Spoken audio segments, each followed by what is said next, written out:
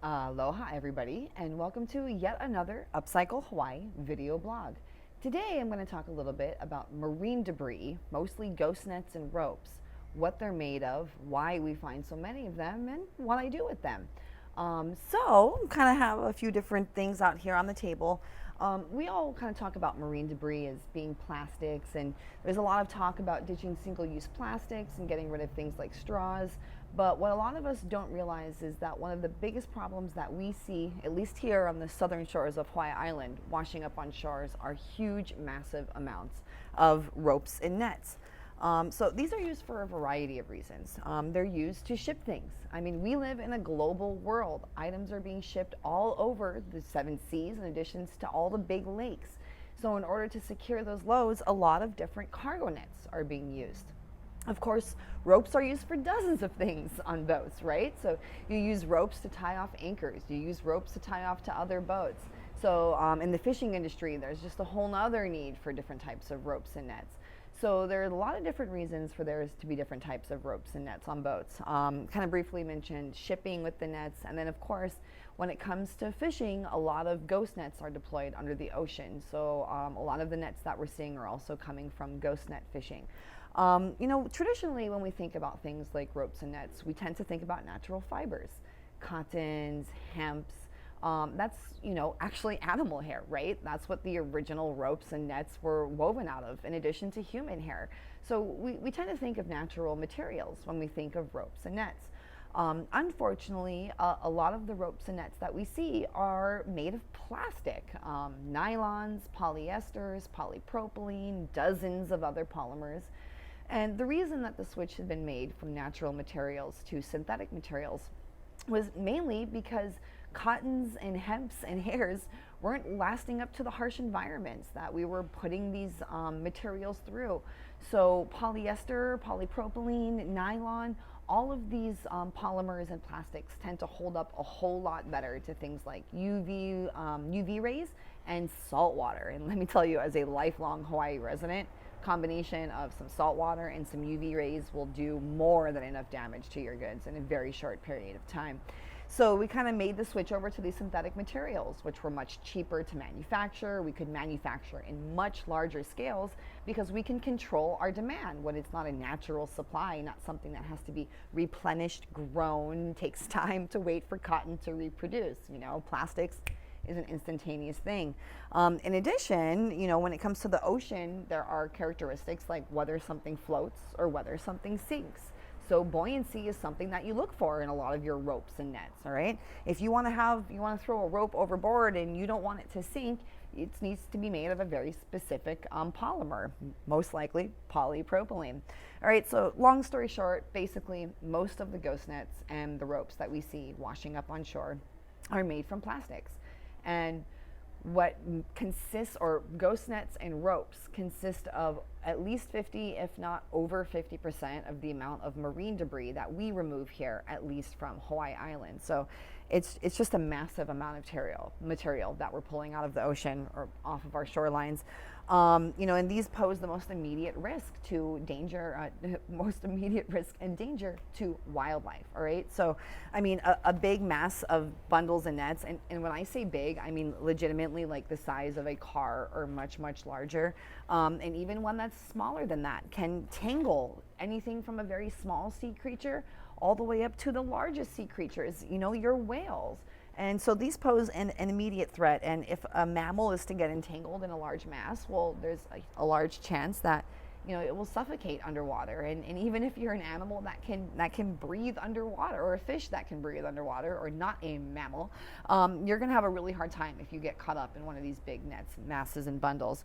So really we need to start thinking more responsibly as far as how are the goods that we buy received? I mean, do they get shipped over international seas? Where does the seafood that we eat come from? And, not all fishing is done necessarily for food, right? We actually catch certain fish to turn into fish food for other fish. and other sea wildlife is harvested for uses in things like cosmetics. So, you know, really knowing what you're buying, where all the ingredients come from, whether or not it was shipped and trafficked overseas, sustainable fishing and seafood buying are really important things to help like bring this mass down. So now that we've kind of you know, briefly talked about what it is, what it's made out of, and where it comes from, you know, there's all different types. I mean, if we look at this one here, I mean, this is a tiny little rope that's got just a couple of millimeter diameter to it and keeps falling in different pieces. And who knows how long this was initially, and I'm not quite sure what this would be used for. And you can see it's tangled mess. And then we have this, and you can see the diameter of this rope is going to be much bigger. It seems to be made of a very similar material to the last rope that I just had in my hand, but there is a much thicker rope. This one obviously has a loop in the end, and actually if I hold it up close, you can see what we call the biofouling, or the growth of different marine biology buildup that happens on these materials as they sit on the oceans.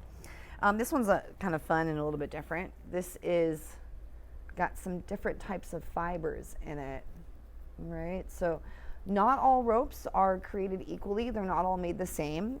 In my past few years of actually working with and handling these ropes, I've gotten really familiar with the types of materials that they're made out of. I can tell down at the beach whether or not it's a rope that I want to keep, something that is worth taking home, cleaning, actually unwinding and taking apart down to its fibers, and then melting with plastics to turn into something new again.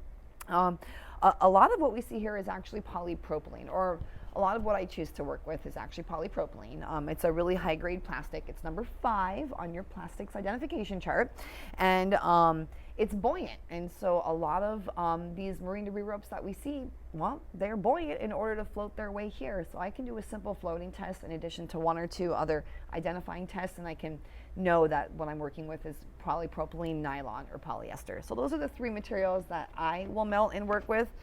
Once I receive these nets, you know, they have to be washed. The wash is kind of secondary. It's the first thing I do, but it's secondary to the unraveling. The unraveling of the rope is where I really get it to its cleanest. By taking it apart, I'm knocking loose all of this other material that grows on it. In addition, I'm curating the inside core of the rope and removing and disposing of a lot of the outside core of the rope that gets exposed to the ocean. Once that's done, I have what I call my fibers. You can take a look here. And I've been painting, so sorry my nails are a little dirty, but I work hard, so they usually are. So this is my rainbow fiber mix. This is actually a proprietary blend that I put together using a few different, you know, what I have in stock, different ropes and fibers.